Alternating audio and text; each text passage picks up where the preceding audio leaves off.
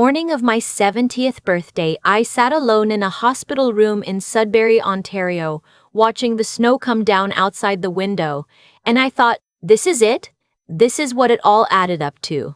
There was a tray of lukewarm oatmeal on the table beside me that a nurse named Trish had brought in with a little paper cup of pills and a quiet, "Happy birthday, hon." She didn't know me. She was just doing her rounds. But she was the only person who said it to me that day, and I've thought about that more times than I care to admit. I'd had the hip replacement 2 days before. Routine, the surgeon had said. You'll be walking without that cane by Christmas. And I had smiled and nodded and signed the forms and not told anyone I was scared because there was no one left to tell. My daughter had called the night before the surgery. She knew about it.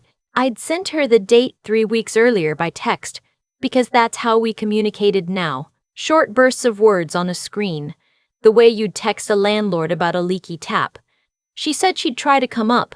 Sudbury was 3 hours from where she lived in Barrie, which she mentioned twice in the same sentence, as though the distance was a living thing that kept growing every time she said it. She didn't come. She texted me the morning after my surgery, "Hope it went well, thinking of you," and by the time I read it, I'd already been moved from recovery to a shared room and had eaten half a bowl of soup by myself. My son didn't call at all until 4 days later. He had a reason. He always had a reason. I want to tell you about my husband first, though, because none of the rest of it makes sense without him. His name was Edmund. Ed, to everyone who knew him. He was from Timmins originally, the son of a miner, and he carried that quality that people from the north carry, a kind of quiet stubbornness, a willingness to do what needed doing without making a show of it. We met when I was 24 and working as a bookkeeper for a lumber company in Sault Ste. Marie. He came in to drop off some paperwork and he stayed to argue with me about a line in the ledger that he thought was wrong. He was right, actually, but I didn't tell him that for about 6 months, and by then we were already in love. We were married for 43 years. We raised 2 children in a 3-bedroom house on Maplewood Drive in Sudbury, and we put them through school, and we drove them to hockey and dance recitals and university orientations, and we sat in the hospital when each of their children was born. And we babysat on weekends and holidays, and whenever we were asked, which was often enough when they needed us, and rarely enough when they didn't. Ed was diagnosed with Parkinson's in 2019. It moved slowly at first and then all at once in the way those things do. By 2022, he needed help with most mornings. By early 2023, he needed more help than I alone could give him, and we talked about it plainly the way we talked about everything, and he said he didn't want a facility, and I said I know, and we figured it out the way we always had. Our daughter, Fiona, lived in Barrie with her husband, who had always been polite to me in the way that people are polite to someone they find mildly inconvenient. They had 2 children in secondary school and a life that was very full, she often reminded me. Our son, Brendan, was in Calgary by then. He'd moved there for a job in the oil and gas sector in 2017, and the distance had become a kind of personality, a thing he carried around that explained why he couldn't come home much, why he couldn't call reliably, why he always sounded rushed. When Ed got bad, really bad, I called both of them. I didn't ask for money. We had the house, we had his pension from 30 years at the mill, we had my CPP. I wasn't calling to ask for anything material. I was calling to say, your father is declining, and I need you to know that, and I need you to be present for it in whatever way you can manage. Fiona said she'd come up in the spring when the roads were better. She came for 2 days in June, 2 days in 9 months. Brendan said he'd look at flights. He came for a long weekend in August. He spent most of Saturday afternoon on the phone outside on the back deck, and on Sunday he seemed restless in the way that people get restless when they feel guilty about feeling restless, and he left Monday morning before Ed was fully awake. I don't tell you this to make you hate them. I tell you this because you need to understand the kind of slow erosion that had been happening for years before that birthday in the hospital, before the things I'm about to tell you. It wasn't one dramatic betrayal. It was the accumulation of 100 small absences, 100 unreturned calls. 100 moments where I learned quietly that I was on my own. Ed passed away in February of last year on a Tuesday morning with the CBC radio on low in the background because he'd always liked having some noise in the room. I was holding his hand. The palliative care nurse from the VON was there, a woman named Bev, who had been coming 3 times a week for 2 months and who knew him better by then, in some ways, than his own children did. She was very kind. She stepped outside to give me a few minutes, and I sat there with my hand in his, and I said the things you say, the private things, the things that aren't for anyone else. I called Fiona first. It was early, not yet 7, and she answered on the 4th ring. She cried, which I had expected. She said she'd start making arrangements to come up, which I had also expected. She asked about the funeral and I said I didn't know yet. I'd just gotten off the phone with the palliative nurse, and she said to let her know as soon as I had dates because her calendar was very full that month. Her calendar was very full. I sat with that sentence for a moment after I hung up. I set the phone on the side table and looked at the window and I thought, her calendar's very full. I called Brendan next. He didn't answer. He called back 40 minutes later, when I was still sitting in the same chair, still in my housecoat, still not entirely sure what to do first. He said he was sorry. He said Dad was a great guy. He said he'd try to get flights, but he wasn't sure about the timing because there was a project at work in a critical phase. A critical phase. The funeral was on a Saturday 2 weeks later. I chose Saturday deliberately, thinking it would be easiest for everyone. The church we'd been married in, St. Andrew's on Elm Street, which Ed had attended every Christmas and Easter, and wasn't especially religious about, but felt was the right place, because his parents had been married there too. Fiona called me on the Thursday before and told me she wasn't coming. Her youngest had a hockey tournament that weekend, a tournament that had apparently been on the calendar for months, and they'd already paid for the hotel rooms and she didn't want to disappoint him. She said Ed would understand, because Ed had always been supportive of the kids' activities. I didn't say anything for a moment. I was standing at the kitchen counter with a cup of tea I'd forgotten was in my hand, and I remember the cold of the mug, and the snow coming down outside again, and the silence of a house that had become too quiet since February. I said, "This is your father's funeral, Fiona." She said, "I know, Mom, I'm so sorry, we're already committed." The conversation ended shortly after that. Brendan didn't come either. The project at work, the flights were expensive from Calgary, he said, which was true. But Ed and I had paid for 2 round-trip flights from Calgary to Sudbury in the last 3 years, for Christmas visits, which we'd never brought up because it seemed small. And now I was standing in St. Andrews on a February afternoon with the organist playing something quiet and the light coming through the east window the way it always had, and there were 7 people in the pews. 7. The palliative nurse, Bev. My neighbor Helen and her husband. 2 men Ed had known from his years at the mill, now in their late 70s, who had driven 40 minutes in February weather because he had been their friend, and that was what you did. My grandchildren weren't there. The hockey tournament, the Calgary project, none of them. I stood at the front of that church next to a casket that held the man I had loved for 43 years, and I thought of all the things we had shown up for. The piano recitals and the sports days and the university graduations and the housewarming parties and the baby showers, all the events on all the calendars, all the hotel rooms we had never asked to be reimbursed for, all the Saturday mornings and Sunday afternoons we had given without counting. I thought about the line in Ed's pension documents that listed his estate beneficiaries. I thought about the house on Maplewood Drive, which we'd owned outright since 2018. I thought about the registered account with the Bank of Montreal that we'd been quietly adding to for 30 years because neither of us had extravagant tastes. I thought about what Ed had said to me 2 weeks before he passed, on one of his clearer afternoons. "You know what to do, Vera. You always know what to do." He had called me by my name. He hadn't done that in months. I had taken his hand and said yes, and I had meant it even though I hadn't known then what knowing what to do would actually require. I want to tell you about those 7 people who came to that church, because I think they matter. Bev sat in the 3rd pew and cried more than I did. She had never met Ed before he was ill. She knew only the diminished version of him, the version that needed help with his buttons and sometimes didn't recognize the room he was in.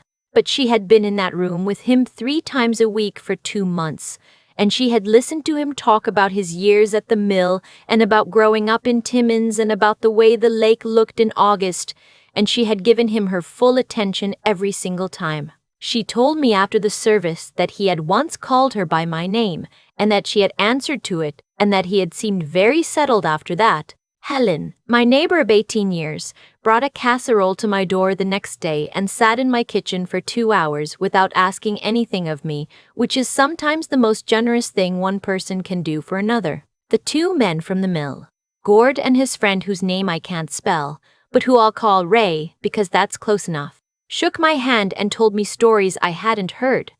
I learned things about my husband that afternoon, standing in the cold parking lot of St. Locht, Andrews, that I hadn't known in 43 years, and I was grateful for it.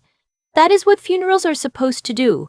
That is what was taken from me, and from Ed, by a hockey tournament and a project at work. I went home to my empty house, I made a cup of tea I didn't drink. I sat at the kitchen table and looked at the folder we'd been keeping for years. The one labeled House and Accounts in my handwriting. And I thought about what Ed had said. I called a lawyer the following Monday.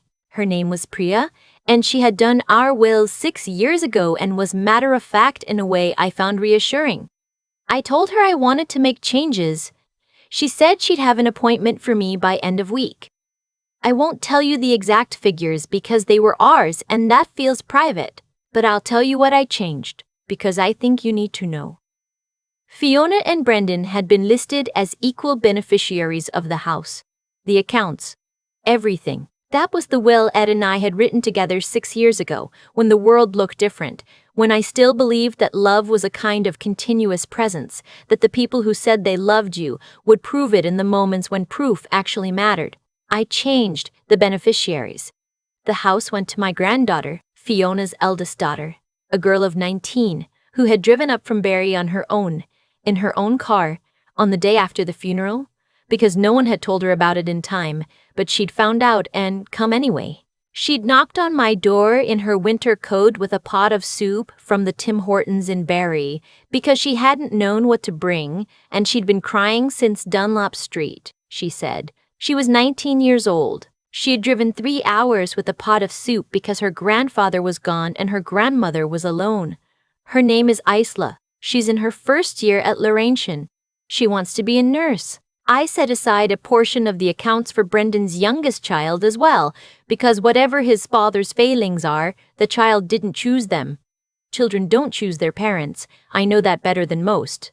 The rest I reorganized into a charitable trust with a donation to the Parkinson Society Canada in Ed's name and the remainder to VON, the Victorian Order of Nurses, because Bev had shown up 3 times a week for 2 months, and I thought that deserved something more than a card.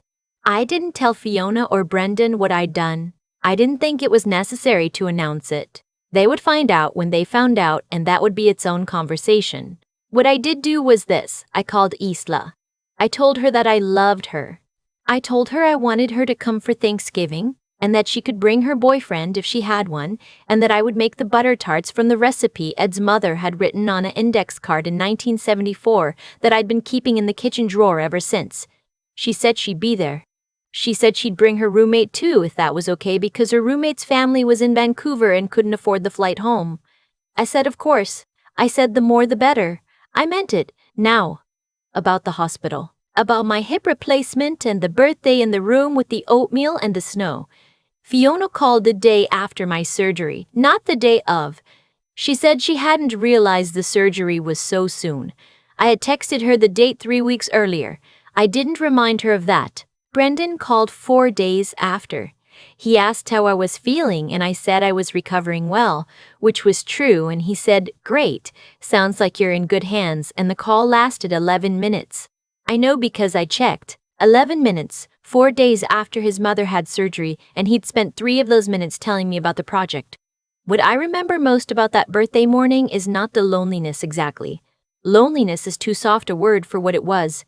It was more like clarity. It was the feeling you get when you've been half convinced of something for years, making excuses and adjusting your expectations, and telling yourself it'll be different when things slow down, when the project is finished, when the tournament season is over, and then one morning you sit in a hospital room in Sudbury with lukewarm oatmeal, and you understand, fully and without any remaining doubt, that things are not going to be different, that this is what was chosen.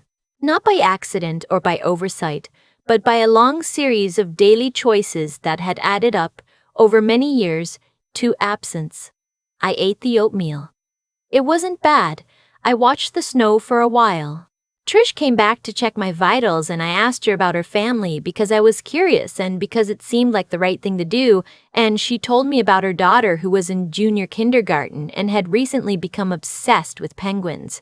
And we talked about penguins for about 10 minutes, and it was, genuinely, one of the nicer conversations I'd had in a while. I was discharged 2 days later.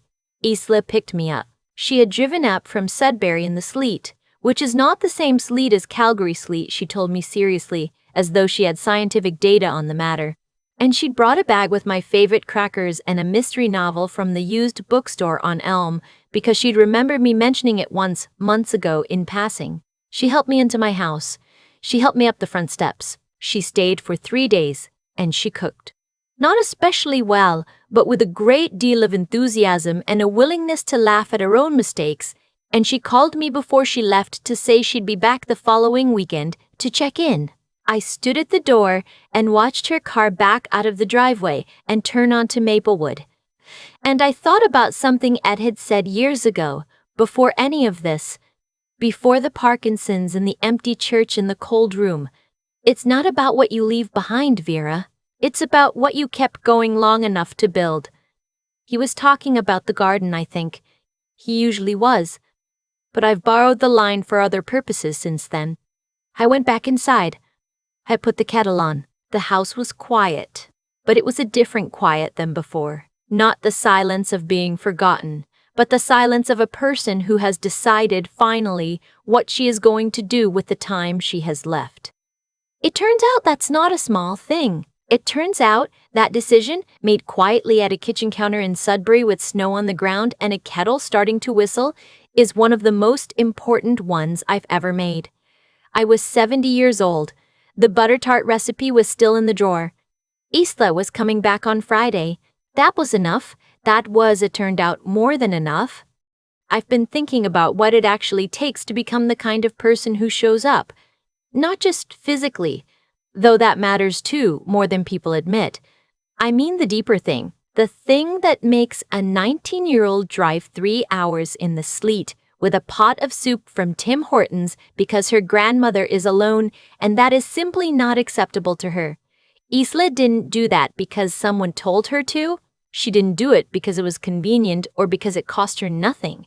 She did it because somewhere along the way, she had developed a sense of what was right, and more importantly, the will to act on it, even when it was hard.